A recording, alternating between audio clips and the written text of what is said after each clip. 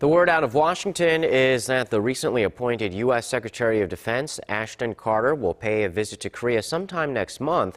And Secretary of State John Kerry may also come to Korea, though on a separate trip. Our Lee Ji-yoon has more.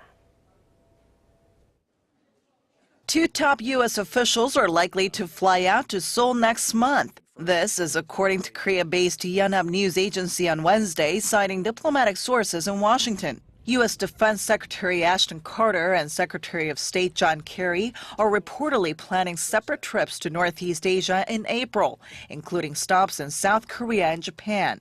Their visits come ahead of President Park Geun-hye and Japanese Prime Minister Shinzo Abe's planned trips to Washington this year. As to what Carter is planning to do while he's here, the report says he's likely to talk about stepping up cooperation between Seoul and Washington to deter North Korean nuclear threats.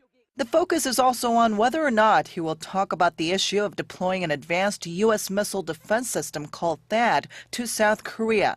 Supporters claim deploying the system would better protect the country against North Korea's ballistic missiles, while opponents say it would only worsen relations with China and Russia. U.S. Secretary of State John Kerry is also expected to make a stop in Seoul sometime next month. Yonhap sources say that while he's here, Kerry's likely to address any remaining issues surrounding last week's attack on U.S. Ambassador to South Korea Mark Lippert by an anti-U.S. activist. Kerry may also discuss ways to strengthen ties between Seoul and Washington in the wake of the attack on the U.S. ambassador. Lee Ji-yoon, Arirang News.